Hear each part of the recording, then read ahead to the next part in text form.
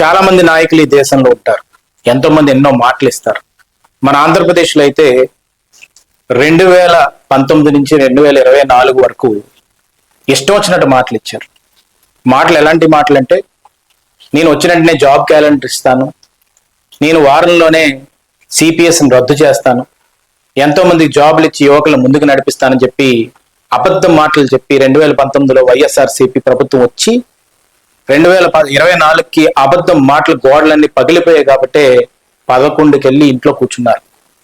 కానీ యువగలంలో నారా లోకేష్ గారు ఒక క్రెడిబిలిటీతో మాట ఇచ్చాడు, ఒక అకౌంటబిలిటీతో ఒక మాట ఇచ్చాడు. అకౌంటబిలిటీ, క్రెడిబిలిటీ ఉంటేనే మాట మీద నిలబడే నాయకుడు మళ్ళీ మనకు వచ్చాడని చెప్పి ప్రజలందరూ కూడా తెలుగుదేశం పార్టీని ఆ యువగలం జోరుతోటి, ఆ యువగలం ప్రభంజనంతో నారా లోకేష్ గారు ఆ రోజు ఇచ్చిన మాట మీద నమ్మి యువకులందరూ నడిచి ఈరోజు ఆయన నమ్మి ముందుకు అడుగేస్తే ఆయన ఆ మాటను నిలబెట్టుకున్నాడు. అందుకనే 15,941 టీచర్ పోస్టులు తీసుకొచ్చి లాస్ట్ ఇయర్ ఎంతో మందికి కూడా మెగా డిఎస్సి అని అనౌన్స్ చేసినందుకు ఆ మెగా డిఎస్సిని రిలీజ్ చేసి ఎంతో మంది మొహాల్లో, యువకుల మొహాల్లో, యువతి యువకులందరూ కూడా ఇక్కడ కూడా నర్సీపట్నంలోనే కాదు ఆంధ్రప్రదేశ్ మొత్తం కూడా ఎంతో వెలుగులతో పండగ చేసుకున్నారు. ఆ రోజు క్రాకర్స్ కాల్చారు. మాకు అట్ లాస్ట్ ఉద్యోగాలు వచ్చాయి, అది నారా లోకేష్ గారు మాట ఇచ్చారు కాబట్టి వచ్చాయని చెప్పి అందరూ కూడా ఆ రోజు సెలబ్రేట్ చేసుకున్నారు. తర్వాత చూసుకుంటే కానిస్టేబుల్ ఉద్యోగాలు 6,096 ఉద్యోగాలు, అన్ని ఉద్యోగాలని కూడా తీసుకొచ్చి లాస్ట్ ఇయర్ ఒక పండగ వాతావరణం తీసుకొస్తే ఈరోజు 10,060 ఉద్యోగాలు మన కోసం అని చెప్పి ఈరోజు జాబ్ క్యాలెండర్ రిలీజ్ చేసి, ఆ జాబ్ క్యాలెండర్ రిలీజ్ చేయడంతో పాటు డేట్ వైజ్ ఇవ్వడం, అంటే మే 15ని ఇన్ని ఉద్యోగాలు ఇవ్వబోతున్నాను, అలాగే మళ్ళీ ఆగస్టు 15ని ఇవ్వబోతున్నాను స్వతంత్ర దినోత్సవం అప్పుడు, మళ్ళీ సెప్టెంబర్లో ఇవ్వబోతున్నాను 15వ తారీఖుని, అక్టోబర్లో ఇవ్వబోతున్నాను 15వ తారీఖునని మాట ఇచ్చి మాట తప్పకుండా మాట మీద నిలబడి డేట్లతో సహా చెప్పిన ఏకైక క్రెడిబిలిటీ ఉన్న ఏకైక నాయకుడు నారా లోకేష్ గారు అనేది ఈరోజు ఆంధ్రప్రదేశ్ ప్రజానికం మొత్తం కూడా, యువకుల మొత్తం కూడా, ఇప్పుడు జెన్జీ జనరేషన్ మొత్తం కూడా మాటిస్తే మాట మీద నిలబడతాడు అనేది గుర్తుపెట్టుకోవాల్సిన అవసరం ఎంతైనా ఉంది నారా లోకేష్ గారి గురించి. అలాంటి నాయకత్వంలో మేము అందరం కూడా పనిచేస్తున్నందుకు ఎంతో గర్వంగా అనిపిస్తుంది.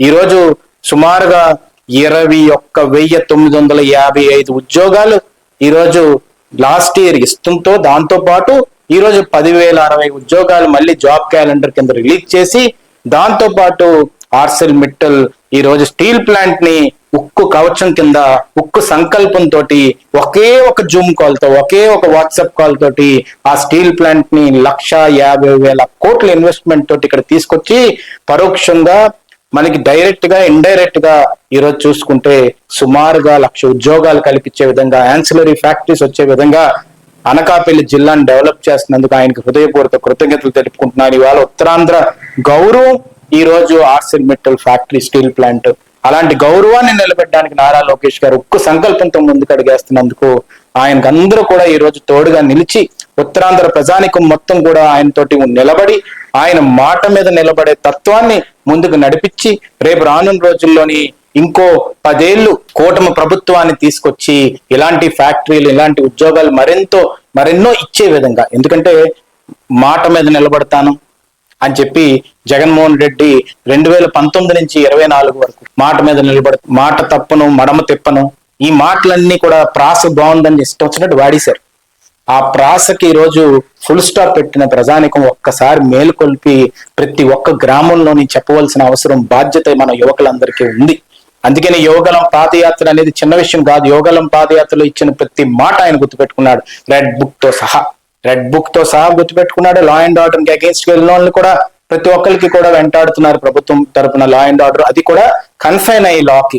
అలాగే ఈ రోజు జాబ్ క్యాలెండర్ విషయంలో కూడా మాట తప్పలేదు. ఈ రోజు టీచర్స్ ఉద్యోగాల విషయంలోని మెగా డిఎస్సి ఇచ్చి మాట తప్పలేదు, కానిస్టేబుల్స్ కి ఉద్యోగాలు ఇచ్చి మాట తప్పలేదు, జాబ్ క్యాలెండర్ కూడా డేట్ వైజ్ ఇచ్చి ఈ రోజు మాట తప్పలేదు. అందుకనే నేను నిక్కచ్చిగా, నిజాయితీగా మాట మీద నిలబడి మాట తప్పకుండా, మడమ తిప్పకుండా, ఒక బల్ల గుద్ది కొండ బద్దలు కొట్టి నేను ఇది చేస్తాను అని చేసి చూపెట్టే నాయకుడిని మనం నారా లోకేష్ గారిలో చూడొచ్చు అని చెప్పి ఈ సందర్భంగా చెప్పదలుచుకుంటూ, భవిష్యత్తులో నారా లోకేష్ గారిని అన్ని విధాలుగా కూడా ముందుకు నడిపించి మరింత ఎన్నో జాబులు వచ్చే విధంగా, ఎందుకంటే విశాఖపట్నం కూడా ఈ రోజు మొత్తం సిటీ ఆఫ్ డెస్టినీని ఈ రోజు మొత్తం దేశంలోనే కాదు ప్రపంచ వ్యాప్తంగా కూడా సుందర పిచ్చయ్య కూడా అక్కడ నించొని తన సొంత ఊరైన తమిళనాడు స్టేట్ కూడా వాళ్ళ ఫ్యాక్టరీని పెట్టగల గూగుల్ డేటా సెంటర్ ని ఈ రోజు వైజాగ్ లో పెట్టించేలా చేసింది నారా లోకేష్ గారు. అక్కడికి వెళ్ళి అమెరికాకి వెళ్ళినా కూడా, డావోస్కి వెళ్ళినా కూడా ఎన్ని కంపెనీస్ తో మాట్లాడాం, ఎంతమంది తోటి మనం డీల్ చేసాం, ఎన్ని ఉద్యోగాలు వస్తున్నాయి దాని మీద రివ్యూ చేసుకోవడం కానీ, అలాగే మధ్యాహ్న భోజ పథకంలోని ఏదన్నా కానీ ట్రాన్స్పరెన్సీని మిస్ అవుతే ఆ స్కూల్కి వెళ్ళి స్వయంగా ఆయన అన్నం తిని ఆ మధ్యాహ్నం భోజనం పథకం కూడా అన్ని విధాలుగా కూడా టీచర్స్ సరిగ్గా చూసుకుంటున్నారో లేదో కూడా చూసుకొని హాస్టల్స్కి వెళ్ళి విజిట్లు చేసి ఇలాంటి నాయకుడు ఉండడం అదృష్టంగా భావిస్తూ రేపు ఆయన ఉత్తరాంధ్రకి రావడం జరుగుతుంది. దానికి ముఖ్యంగా మనం అందరం కూడా కృతజ్ఞతలు తెలుపవలసిన అవసరం ఎంతైనా ఉందని చెప్పి ఈ సందర్భంగా సౌనీయంగా మనం చేసుకుంటూ సెలవు తీసుకున్నాను. థ్యాంక్